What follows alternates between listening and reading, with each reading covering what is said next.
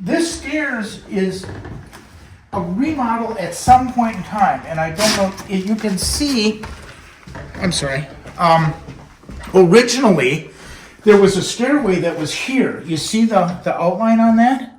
So originally there was a very steep stairway that went upstairs, and you'll see the hatch upstairs. So there was a stairway that went up that way. And so I don't know at what point in time they decided to put this stairway in, but this is the stairway that we're going to use and we're going to keep. So this is where it gets interesting. What do you think the pitch is on these stairs and how? They're not that far out of code. They're a little bit, they're grandfathered in, but it's standard step is 8-9. 8 inches rise, 9 inches over is maximum on your run and rise. And these aren't that far off. A little bit, but we did one in last year on 8th Street, and they were even worse than this, and that was built in the 50s. So, but this is the walls. We had to straighten them out, shim them out. You can, when you get a sense of it, this floor kind of pitches down into the middle, so we're going to fur it up and level it and try and get, some of the pitch out of this floor so that you don't roll out of bed on that. But see, then here, there was a chimney that started here, and they just braced it out.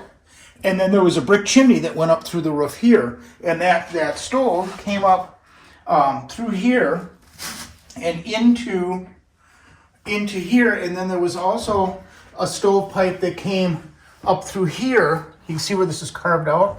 A stovepipe that came up through here and went up through there. So that was the original chimney, and it was brick, and so we tore that out. It's nice to have people that you don't like. You can have them do that. So that was it. So this was 2 rooms. This was 1 room and 2 room, and we decided we're going to make this just like a master bedroom with a walk-in closet and a Jack and Jill basement in here. And so then this will be the second floor bathroom here. But like I said, if you look, let me find a couple examples of. There's some over here where, see, these. You've got notches and cuts in these beams that aren't being used, which means that it used to be used someplace else. We've got one here, and there's some notches over here. So these beams came from a different building, and then they reassembled them in here. And so you've got the tamarack logs, and this is just rough cut board and batten siding, and then somebody went over it with the redwood at some point in time.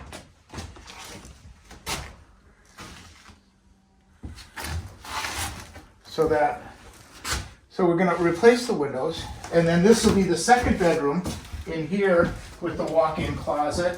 And we've hired Thermal Comfort. They're going to come in and spray these walls with the foam insulation, because I don't know how else you get insulation to kind of stay in place.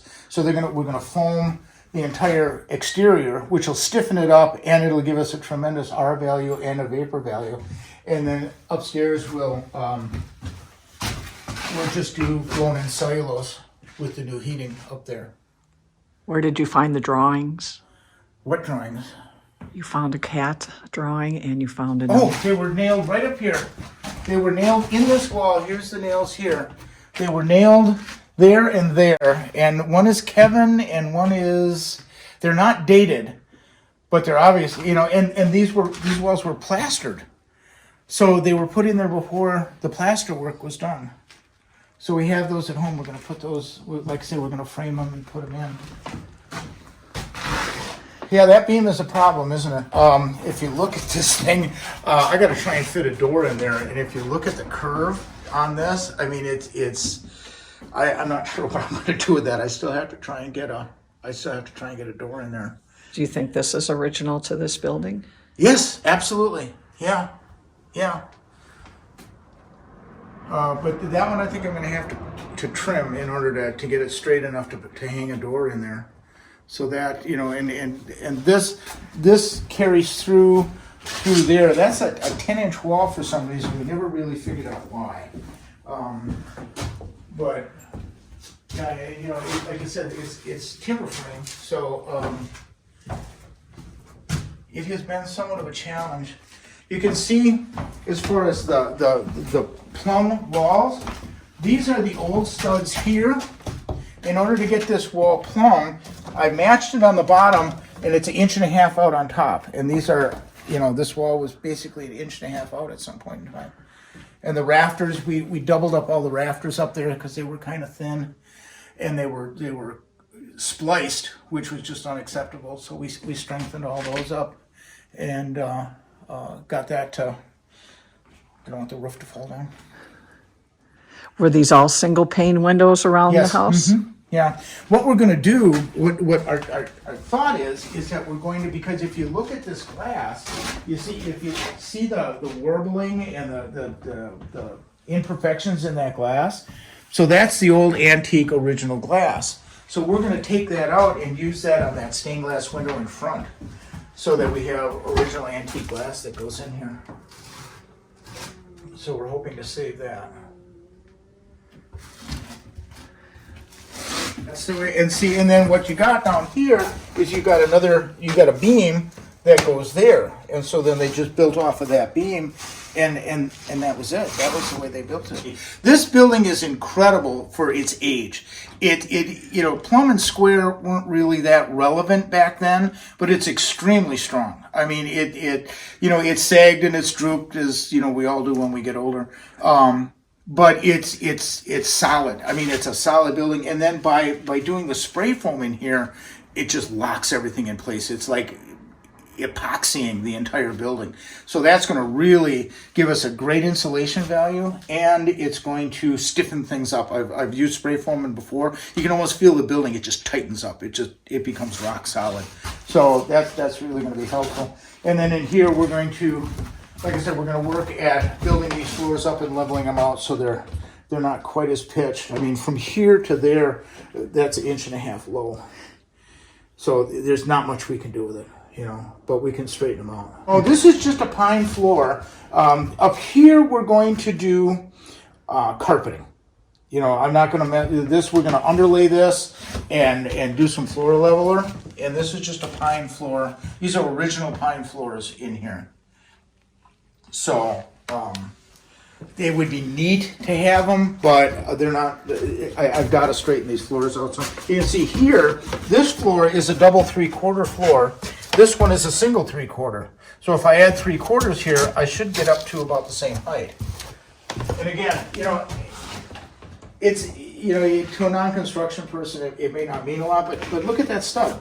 You know, it wasn't long enough to actually fit in there, so they just put a block underneath it and then nailed it that way.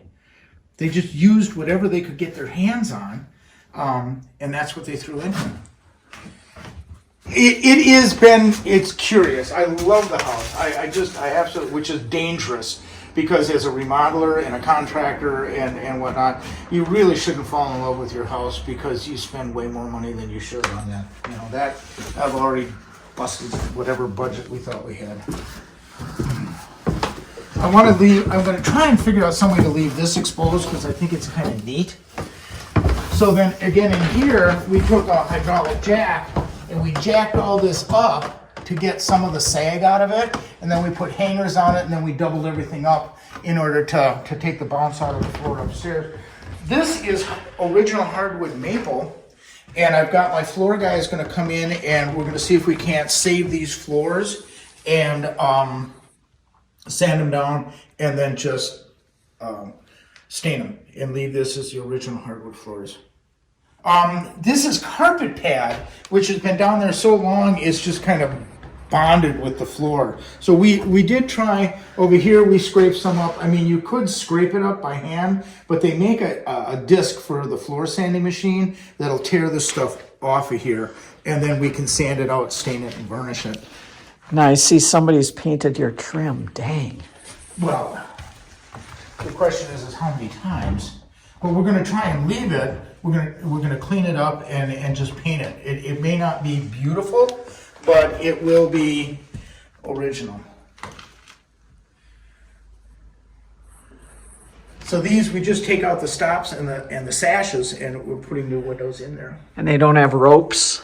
No, they didn't. They didn't. Because I should have showed you upstairs, when they decided to put in a window, they cut a hole in the wall and they put a window in. There was no, contraptions or anything else. They just cut a hole, put some sides on it, and put a window in. That's just what they did. There's no ropes, there's no springs, there's none of that in there.